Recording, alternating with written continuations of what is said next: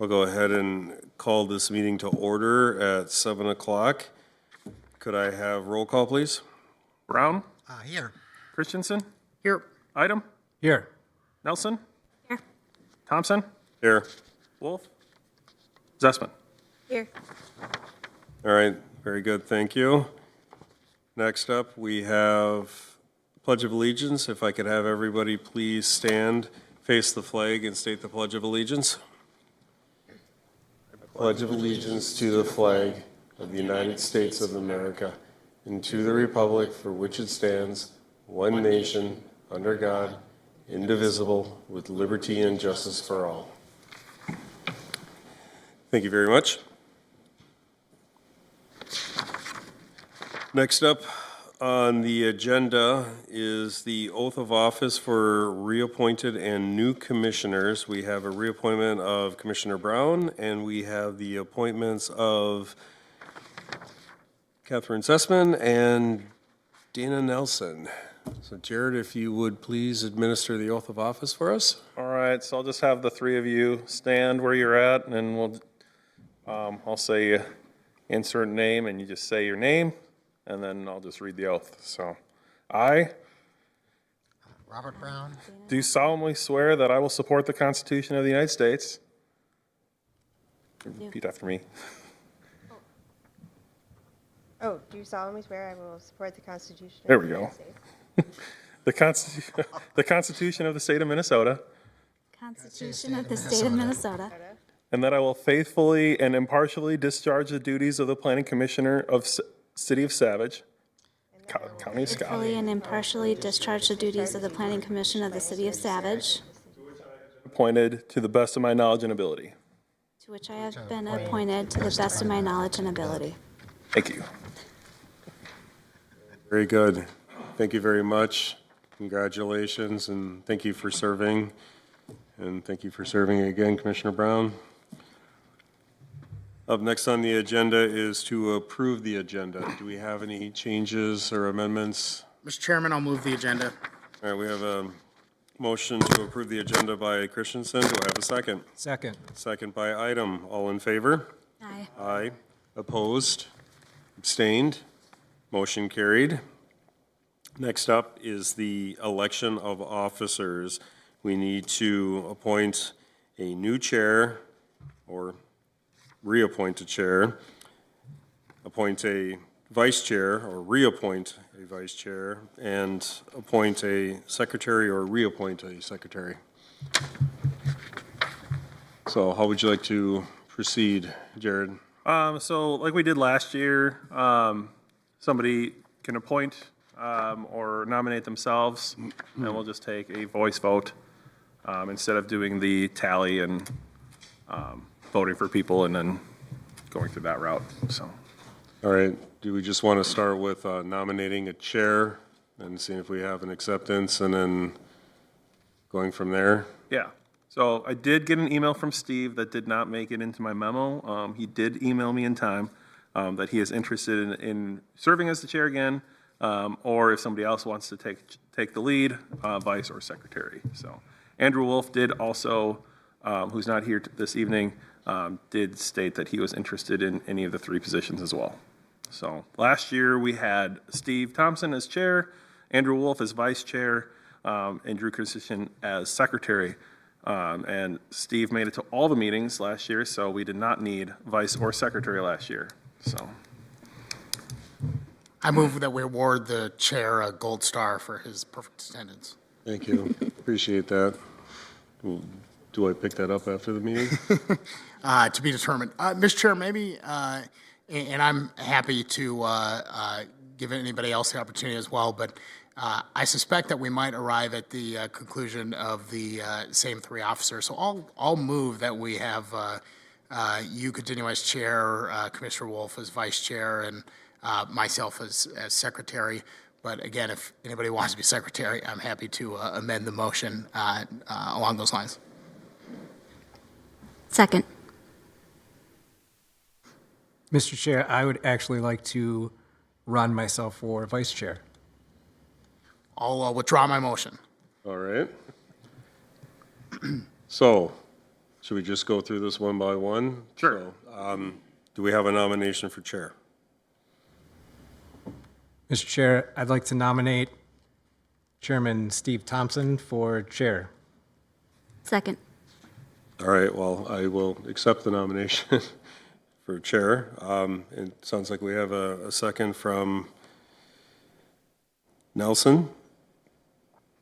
Is that Correct. correct, Yeah. Nelson? Okay. It'll take me a second to get with that. So all in favor is approving Thompson as chair? Aye. Aye. Opposed? Abstained? Aye. All right, motion carried. Thompson will continue as chair. All right, we have, I guess Wolf and Item have thrown their hat in the ring for vice chair. Do we have a nomination for vice chair? I'll make a nomination for Item to be vice chair. Second. I have a second by Brown. All in favor as Item being vice chair? Aye. Aye. Opposed? Abstained? Motion carried. Commissioner Item will be vice chair. All right, next up is secretary. Do we have any nominations for secretary?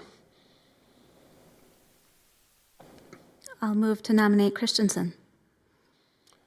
All right, we have a nomination for Christensen to be second secretary. Do we have a second? Second. Have a second by Item.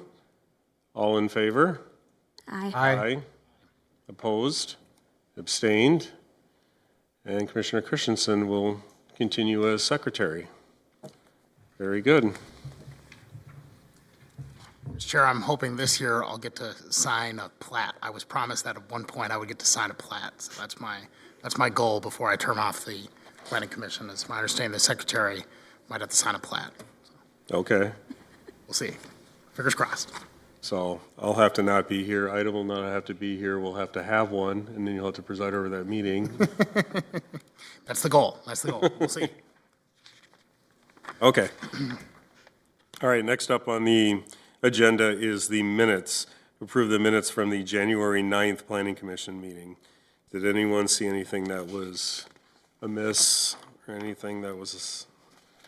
Mr. Chair, I'll move the minutes. Have a motion by Commissioner Christensen to approve the January 9th minutes as printed. Do I have a second? Second. Have a second by Item. All in favor? Aye. Opposed? Abstained? Motion carried. All right. Next up is a public hearing. This is a massive run-on sentence, Angie. Recommendation to City Council for a one-lot preliminary and final plat proposed as Credit Riverbank plat for the proposed Harbor Suites of Savage Senior Memory Care Project, and a request to zone the property as R3 High Density Residential District and to amend the zoning map for said plat, and also a site plan for the proposed construction of a one-story senior memory care facility building for the property located at the intersection of County Road 27 and 154th Street, parcel ID 269-320-181, project 24-40. If you would, please, Angie. Thank you, Mr. Chair and Planning Commission members. So yes, it's a long run-on sentence, and sometimes, just since we do have new Planning Commission members, I'll just share that sometimes we have preliminary plat applications that come forward, and then at a separate meeting, we have a final plat that comes later. Sometimes the preliminary plat comes together with a site plan application. Tonight, we have it all, so they're all being processed concurrently together this evening. So I'll get started, and yeah, maybe just hold your questions till the end of the presentation, and I'd be happy to answer anything for you. So we do have a proposed project for a senior memory care facility. This is located at the northeast intersection of County Road 27 and 154th Street. Currently, the property is vacant. It's a unplatted property, a meets and bounds property that's never been platted. It's 2.33 acres in size, and it's never been officially zoned. So the request is to zone the property to R3 high-density residential. The property is also guided as mixed use in our comprehensive plan. Just to give you a little background on the property, the city of Savage acquired the property in 2006 and intended to develop the property. The City of Savage Economic Development Authority did sell the property to the developer in 2018, at which that time there was a public hearing for it. The site was previously referred to as a Credit River Bank site. A previous concept plan was anticipated, actually a few different renditions of concept plans that were presented to the city for consideration. One included a coffee tenant in a potential mixed-use commercial project. Prior to that, I believe it was a gas station facility that was looking to develop the property.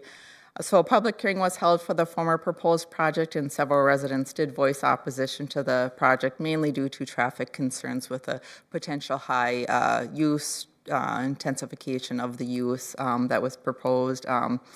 There's already some existing traffic concerns with the property not being developed, so adding a higher user to the site did raise some concern from the neighborhood, since the property is also very close to 3 schools. So as you can imagine, there's traffic that already generates in the vicinity due to the schools. So long story short, the application for the Credit River Bank site was withdrawn. That's no longer being proposed for the site, and the development project for the senior memory care facility is being proposed now instead. So moving forward, the property zoning map does identify the property as being zoned as PMD, or Planned Mixed Use District. However, the city has no actual records that the property was ever officially zoned that. And in looking at the ordinances and comparing the PMD requirements with the R3 zoning district, it didn't make sense for the property to be zoned PMD. We try to get away from doing planned unit developments, if at all possible. It just gets, there'll be a whole training session on it later.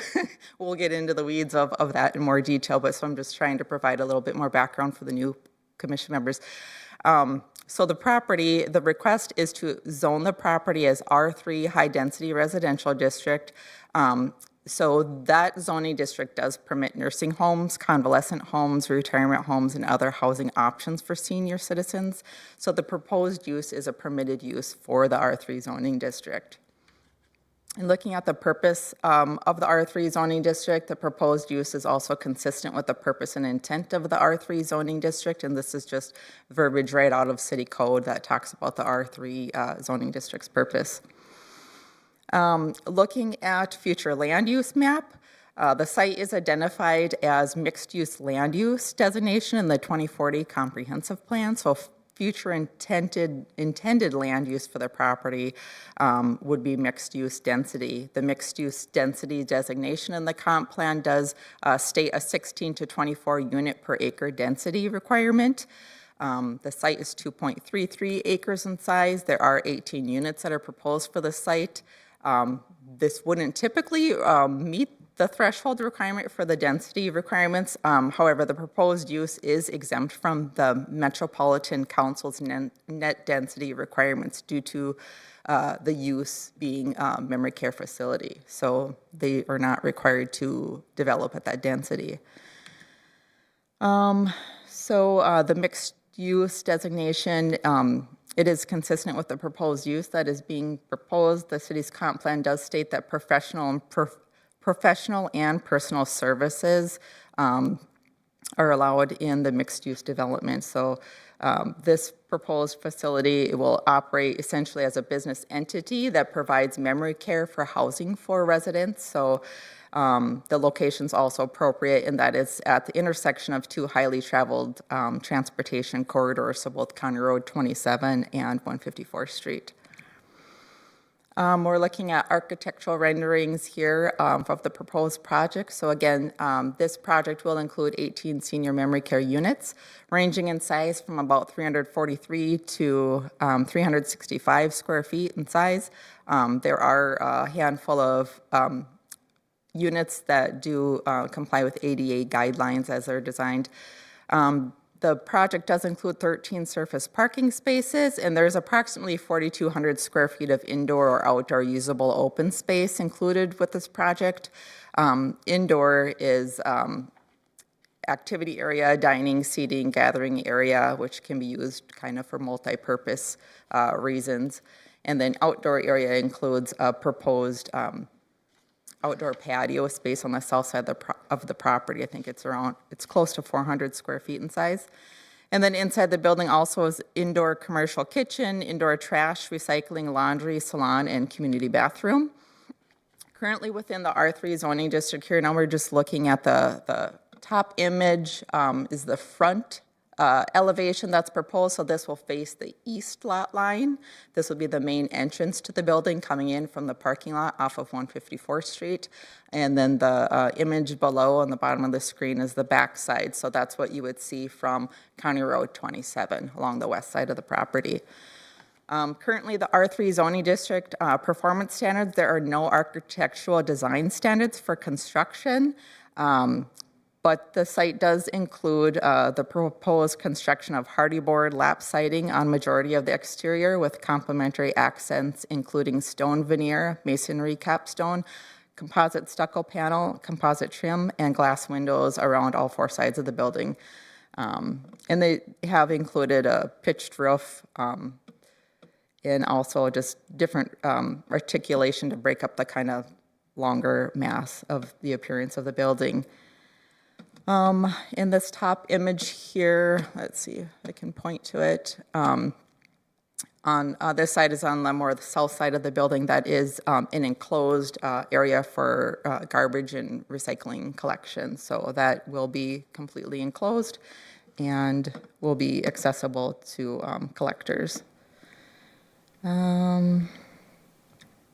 So this is a little bit hard to see, but probably easier to view in your packet, but this is a floor plan of the inside of the facility, units along both the long stretch of the building, and then the corridor central area is more the dining, gathering area, bath, laundry, salon, in those items. Looking at the proposed project with the city requirements for setbacks, area lot width, everything does comply with what is required by city code. It is an interesting shaped lot. It's triangular, so there's no real rear yard. The front would be on the south side of the property, and then there's essentially two side yards, the west and the east. So we're looking at the site plan on the left side of the screen, and a photometric lighting plan was submitted, and that's what you see on the right side of the screen. The foot candle lighting for glare and illumination does meet the required performance standards of the city code. However, details have not been submitted to include any proposed lighting on the exterior of the building. So the applicant is aware that their revised plans should include details for exterior, for any lighting that's proposed with the project. And those details have been included for them. And they would just need to comply with city code for that also. Here we're just looking at a more zoomed in site of this, or view of the site plan here, so you can kind of see it a little more clearly. I just want to point out that the outdoor patio area is on the south side of the building here, and then this darker line you see is a sidewalk, and it goes in front of the front side of the building, kind of wraps around the front or east side of the building. Again, the parking surface will include 13 parking stalls. A total of 9 are required by city code based on the proposed use of the project. No details have been submitted here. We're looking at the proposed landscape plan, but I just wanted to point out that no details have been submitted for air conditioning, heating, ventilation, mechanical, or HVAC equipment. Just wanted to make note that those items should be included with a revised plan, and those items would be required to be screened. So whether they're on a roof or they're ground-mounted equipment, they would require to be screened consistent with city code. And sometimes that's done if it's like at the ground level, it'd be done with landscape materials typically.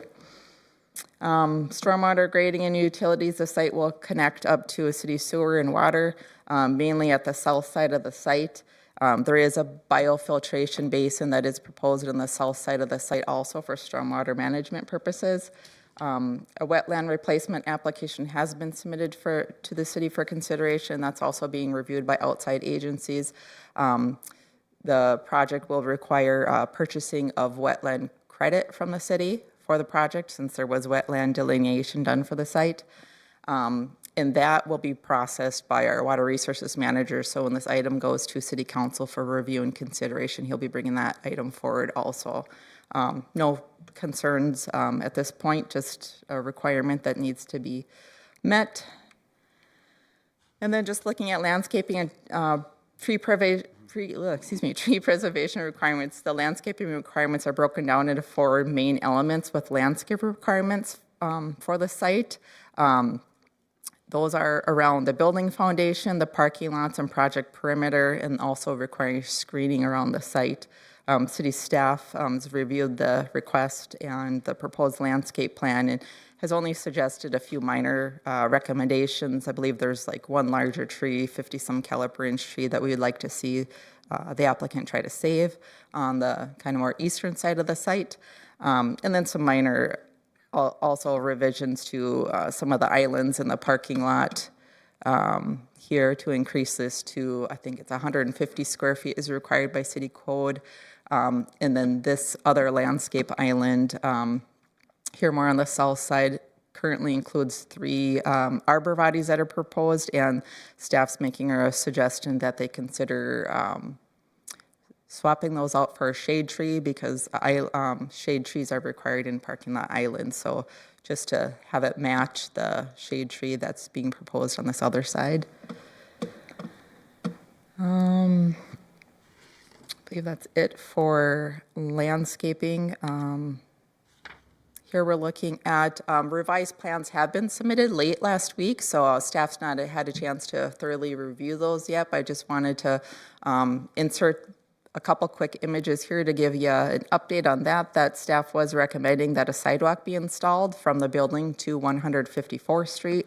The applicant has revised the plans here, and you can see this shaded area here does show a proposed sidewalk extension going up and meeting up to 154th Street. So we like to see sidewalk and trail connectivity done whenever possible. So they are proposing to do that. Again, staff will have to review that in more detail just to make sure it complies with design standards and requirements and ADA guidelines, but I'm happy to see that that was included in the revision. Here again, it's just kind of easier to see when you're just looking at the landscape plan, can kind of get a better feel of the site. This north, so parking lot, 13 stalls, 2 ADA parking spaces. Snow storage would occur on this northern portion of the parking lot, or outside of the parking lot, I should say. Park dedication, the Parks, Recreation, and Natural Resources Commission did review this, all of these requests at their meeting on January 27th, and they did unanimously approve 2 motions. Number 1, the parkland dedication requirement shall be satisfied by fee payment in lieu of land dedication, with such amount being established as part of the final plat. And motion number 2, requiring a sidewalk connection from the building to 154th Street West to provide that connectivity to the existing sidewalk and trail system within the city. So motion number 2, they've, are already showing that they comply with. In regards to the parkland dedication, fees as required by code. This particular site is not within the Parks Master Plan search area, so no land dedication is needed for this project. So that's why you're seeing the request for recommendation for parkland dedication fee in lieu of land, which the applicants have agreed to. Based on past practice, staff's research, the park fees, it gets complicated, but in the city code, what is stated is the amount shall be based on a per dwelling unit rate for residential uses and a per acre basis for non-residential uses as established by ordinance. So what we have in our fee schedule is criteria for residential rate and then also for commercial industrial rate. If the project were paying at a residential rate, it would require a fee of about $69,000 some dollars roughly. And then if we were looking at it as more of a commercial rate, it would be about $20,000 roughly. We would still need to get some details from the applicant in terms of the net density, how we calculate that, but roughly I just ballparked it, it'd probably be at about $20,000 based on about 2 acres of developable area. So I give you that background because there's been a little bit of concern with how we've maybe charged these fees in the past. And I shared with the Parks Commission just some research that I did. So looking at some other senior living projects in the city here, Marion Village, Rivers of Life, and Meadows, and then also the Cherrywood Point project in the city. There was a combination of different park fees that were charged. So the thought, I believe at the time by staff was, if a senior living establishment included more independent living, then it was charged at a residential rate. And if it were more that assisted living, memory care, nursing home type of use, I think the thought was maybe there wouldn't be as much of a park need if those people weren't as maybe able or to use park land. So I believe that's what the thought process was. Based on the projects that were researched. In moving forward to honor the way rates have been charged in the past, staff is recommending that for this particular project that it be charged at that commercial rate. That's what's been communicated to them in the past. In moving forward, we've discussed this internally amongst other staff, the Parks Commission, and we're probably going to be bringing this, staff will be bringing this item forward for City Council policy discussion on potential amendment to the fee schedule. So that'll be a separate item, but I just wanted to point that out that in the future for projects, we're probably going to be looking at if it's residential rate, and if it's non-residential, then the non-residential rate would apply. So I'll be happy to take more questions after I get through this presentation. We're looking at the preliminary plat here, and that's sheet labeled V001, and final plat is labeled V002. This does require a public hearing for the preliminary plat application. And I will just say that the applicant did host a neighborhood meeting on December 17th of 2024. A few residents did attend that meeting, as well as staff. Amcon Construction, who is present here this evening, as well as the Harbor Suites representatives who are also here if you do have any questions for them. I did also attend that meeting, and it seemed to be well received. Again, there were maybe a handful of people who attended, but they seemed to be pretty pleased with the fact it was a less intense use being proposed, and obviously very much more minimal traffic concerns being proposed with the project. I would also just like to note that city staff does use Let's Talk Savage. If you're not familiar with that, check it out. It's on the city website. Bottom of the page, click Let's Talk Savage, I believe. And it's just a way of us informing the community about different projects and things happening in the city. So this was advertised on, included there. It did receive, you can see who's viewed that site or that project, and it was a handful of people, not a whole lot of interaction, I don't believe, or view, but we're required by a state statute to notify all properties within 350 feet of the site. We did extend that notification out to 750 feet since that's how we had notified for previous projects that were proposed for the site. When you do the 350-foot buffer, it doesn't really include a whole lot of properties because you have got some large parcels, so we just extended that out to kind of capture more audience who might be interested in learning about the project. As of the date of the report, there were no comments, no calls, inquiries really received from staff. Today we did get a voice message from a resident who lives on 154th Street who was in support of the project. Very happy to see the proposed use as being less intense and less concern for traffic versus previous projects that had been proposed. I would like to open it up to questions for you before you open up to public hearing, if there is any clarification that's needed or if you have any questions for me. Thanks, Angie. I did have a few questions of my own. First one, there's, isn't there an interceptor that runs below this property? There's, I didn't see any mention of it, but I see other information. there's some large utilities. There's also a very large utility lines that run through the property. Right, I know that there's utility right-of-ways, but I thought there was an interceptor that ran through here. So they will be hooking up to all city sewer and water south of the Right, site. but I thought there was a trunk interceptor that ran through the property. I'm not that familiar. Okay. Site might be something to research, because I was pretty sure that when this originally came up, when it was proposed as a gas station, that there was a potential with an issue of the interceptor running through here. Maybe the applicant could So, help answer but, that question no, for us. Well, yeah, we can get to that when we get to the public hearing.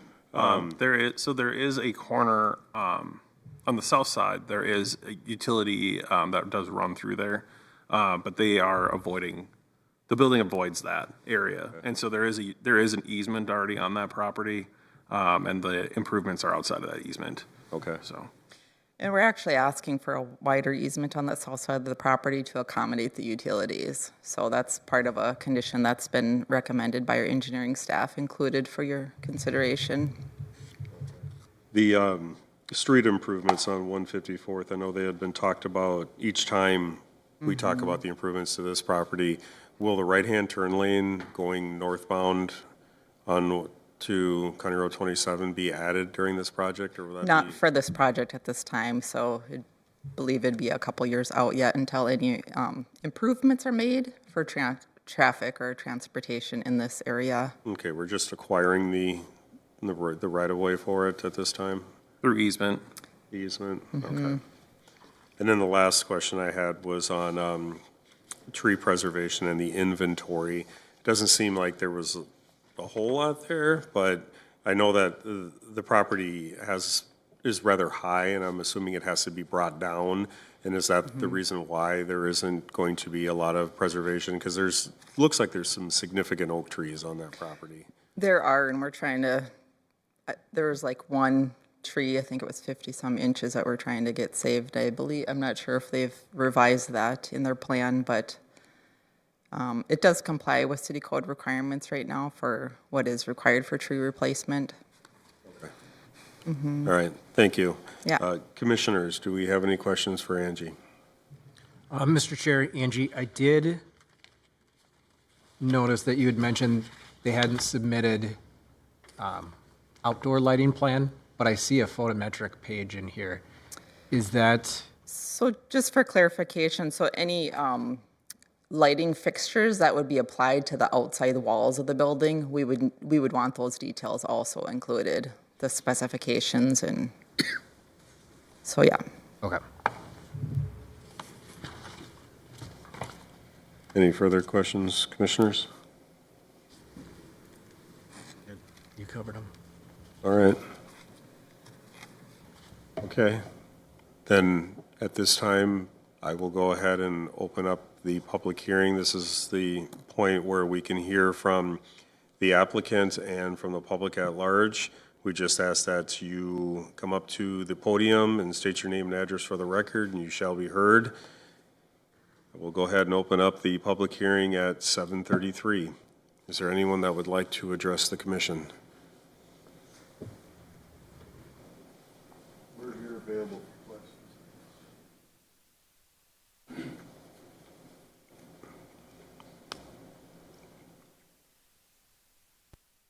Good evening, Chairman, members of the Commission. I'm Wade Johnson with Amcon Construction.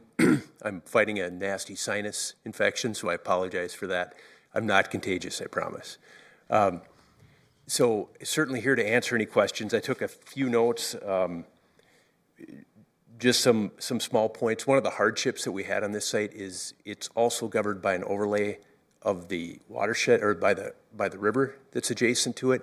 So we're limited to a 25% hard surface area. So that's why some of the the goals of the Met Council meeting that kind of housing density. Even though we're 2.33 acres, it would be completely unthinkable to put 60 units on this site. So it's kind of an artificial barrier that's keeping this smaller that way. Let's see, and, you know, screening of AC equipment, we certainly can do that. There might have been a question about an outlet for the pond and requiring an easement. The new plans that were submitted addresses that, and we no longer need that easement to provide the overflow for the pond, so we've taken care of that. And the tree preservation, the 25% coverage actually through the back door limits the tree removal. So the north part of the site we're no longer disturbing, which is wooded at this point and will remain so. So, and you can see it pretty clearly on the plans. As you get to that north end, there's a disturbance area that limits it to that. So, and I can certainly take any other questions.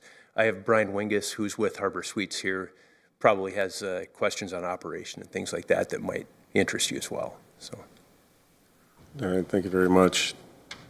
Commissioners, do we have any questions for the applicant? All right, thank you, sir. thank you.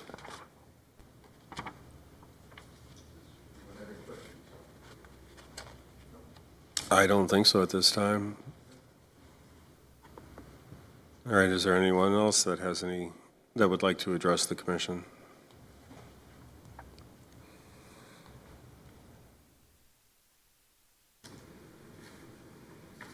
I'll ask a second time.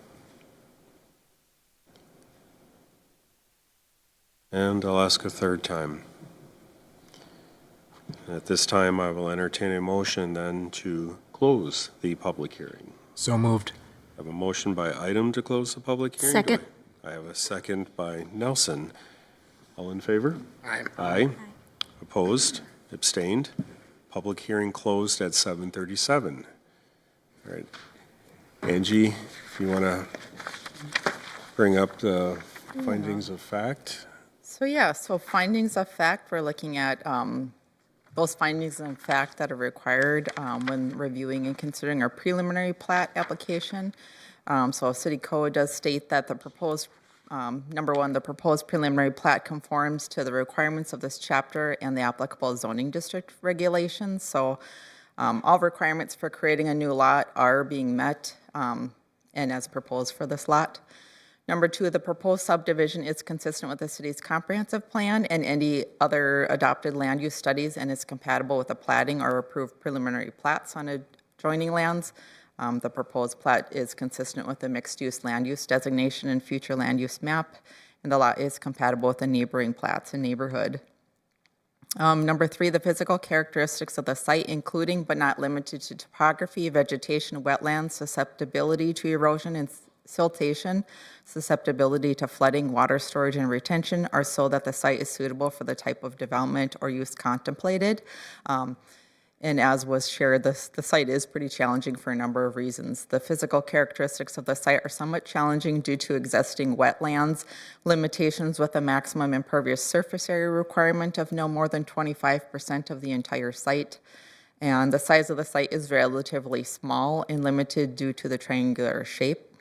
The site does include a 30-foot wide utility line easement in favor of Minnesota Valley Electric that runs through the property also, so that dissects the property. The location's also at a busy intersection with the property being near 3 existing schools in the area, including Prior Lake High to the northwest, Hamilton Ridge Elementary to the southwest, and Red Tail Elementary to the east. The site is suitable for senior memory care development and use of the site. Number 4, the design or improvement of the proposed subdivision complies with applicable plans of the county and state. And as part of this plat approval, the site will be accessed from 154th Street West, located south of the site, which is a local street that will align with the existing access of Pennsylvania Avenue to the south of the site, which is a local city street that connects to a residential neighborhood. The proposed design and improvements are required to comply with applicable plans of the county and the state. Number 5, the design or improvement of the proposed subdivision is not likely to cause environmental damage or health problems. The development of this lot is not going to cause environmental damage or health problems, as setbacks from wetland boundaries and requirements will be met and should prevent such damage. Number 6, the completion of the proposed development of the subdivision can be completed in a timely manner so as not to cause an undue economic burden to the city for maintenance, repayment, or bonds, or similar burden. Staff's been working with the developer to get the site and revisions included per comment as suggested. So we'll continue to work through those to make sure that they are in alignment with what is required. A development agreement will also be executed prior to any work commencing in the right-of-way. So Development Review Committee looked at this, also for the findings of fact for final plat as well, which is required for Planning Commission and City Council to consider. Basically, are these three things that we're looking at compliant? Is the final plat in compliance with the preliminary plat? Is it consistent with it? Number 1, the final plat substantially conforms to the approved preliminary plat, and as it's required to be amended per the conditions as outlined by city staff and Development Review Committee. The plat, number 2, does conform to all applicable requirements of the chapter, subject only to the approved rule exceptions. The plat will be amended as needed to conform to all the applicable requirements of the chapter. Number 3, all submission requirements have been satisfied. All submission requirements are required to be satisfied with this request. So what you're seeing is typically when we're looking at preliminary and final plats, preliminary plat, we get it to a spot where it's been revised and modified as much as we can get it in compliance with city code. And then when we're looking at final plat, there's usually not as many lingering things that need to be modified or revised.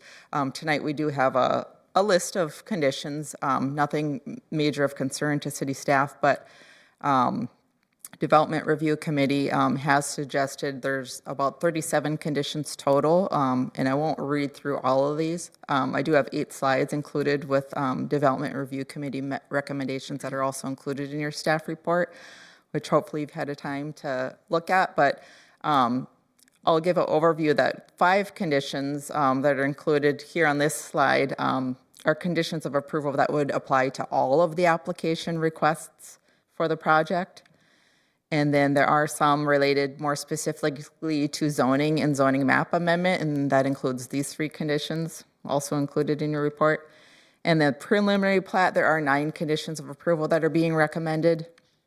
And final plat and site plan are kind of bundled together with 20 conditions of approval included also in the report and in these next 5 slides. And I'm happy to go over any questions you have regarding any of those conditions. But again, just a quick overview of all the applications. There's about 37 conditions total, some of which the applicants already revised in their revised plans they did submit. Again, city staff will continue to work with the applicant on those to make sure they're in a good spot. They'll need to be resolved before going to city council. So if the planning commission, we're comfortable with this not coming back to planning commission for review again, if you're comfortable with city staff working with the applicant to make sure these plans are brought into compliance with city code, then you could recommend approval. Plans do need to be revised per development review committee, and as noted within the staff report, and all conditions would need to be met. A developer agreement would also need to be drafted, which staff will be working on next week. When that's been prepared, that will be routed to the applicant for review and consideration. So this item, the soonest it could go forward to city council would tentatively be March 3rd. With that in mind, that we have to continue working through those revisions and get that development agreement drafted and ready for signature. And then if you were to recommend to deny, we would just want to hear your reasons why the denial. If you were to table the request, if, for instance, you want some of these items more worked out before this would go forward to city council, you could. It is in your purview to table the request, bring the item back. The next tentative meeting would be possibly February 20th, tentatively, but stating the reasons, or if you need more information or research done, just to state what those reasons are.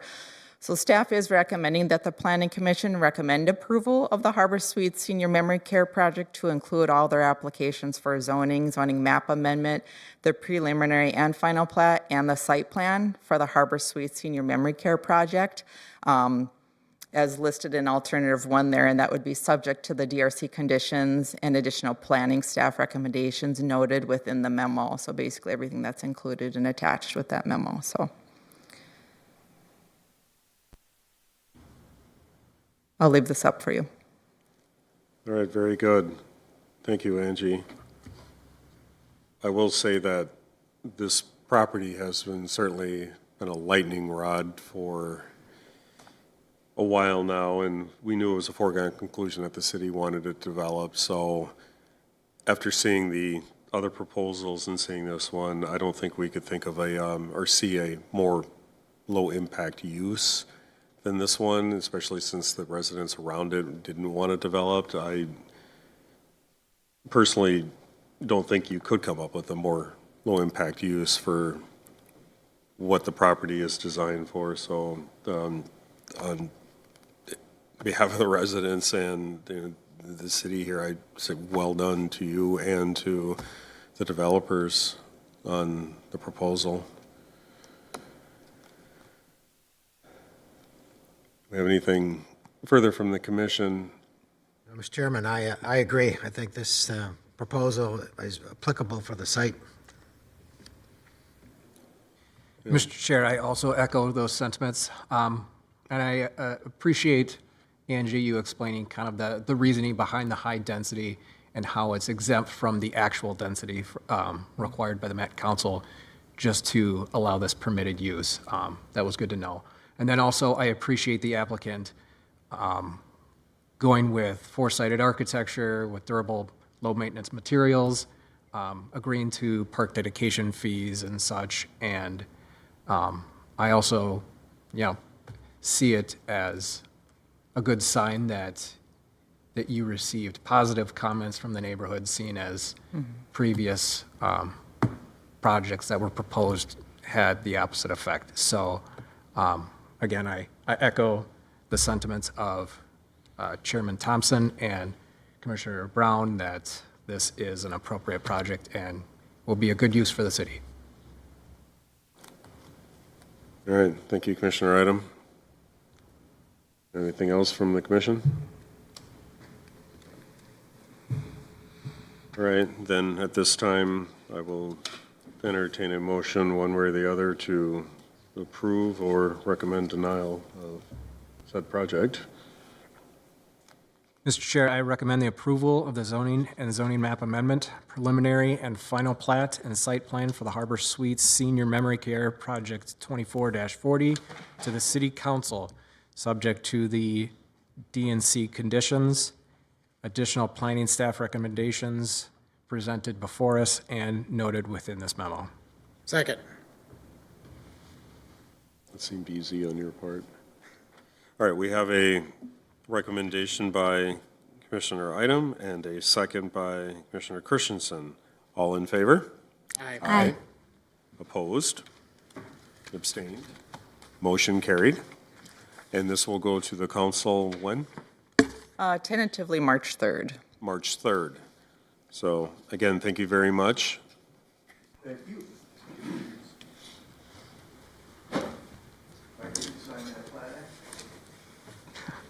Unfortunately, I'm going to have to sign it, so. He can watch me, though, if he wants. Yeah. Appreciate it.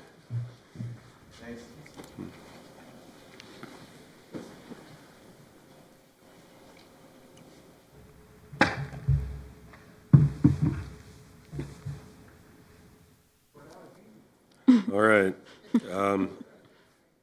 Up next is applications and requests. We have none. All right. Any staff reports? Nothing right now, no. Nothing on comprehensive plan or, No, we haven't received our system statements from Met Council yet, so okay. still waiting on that. All right. Any old business? Nothing. Okay. Any new business? No, not- Okay. And then we have informational update. Yeah, so we have new commissioner training for our 2 new commissioners, and then that'll also include other commissioners who've been appointed to other bodies. And that'll be online via Teams on Wednesday, February 12th at 6 o'clock. And it will take just under an hour. So it's pretty informative. Brad will, the administrator, will run through a little bit of history and then just kind of explain the roles. And some good do's and don'ts from our attorney. Tentatively, we are looking at February 20th, which is a Thursday, to have Planning Commission training. I will be putting together a training, and you'll be able to listen to me talk to you for an hour and a half, hopefully, less that or less, just on like the roles and responsibilities, just outlining what certain things are, just some good refreshers, some tips, and then hopefully maybe some things that we'll be working on in 2025. So, All right, we looking to do that in lieu of the meeting? yes. So if we do end up having a meeting, which I don't think we will, that'll be a work session. And so we would, if we have a meeting that day, we would have our meeting here, and then after that, we would go to the Marion Room and just be a standard work session. Okay, very good. If no meeting, then it's just in the Marion Room. Okay. So, Could we entertain having it earlier then? what's that? Could we entertain having it earlier then if we don't have a meeting? It's possible, sure. Like I'm open to having it early. 5:36, something like that. If that works for everybody, yeah, I can send out a little poll and find out what time works best for people on that day. Okay. Yeah, absolutely. Cool. Thank you, Jared. All right, anything else from the commission? Or Jared or Angie? Okay, then with that, I will entertain a motion for adjournment. So moved. I have a motion by item. Do I have a second? Second. Second by Nelson. All in favor? Aye. Aye. Opposed? Abstained? Meeting adjourned, 7:51. Thank you. Drew.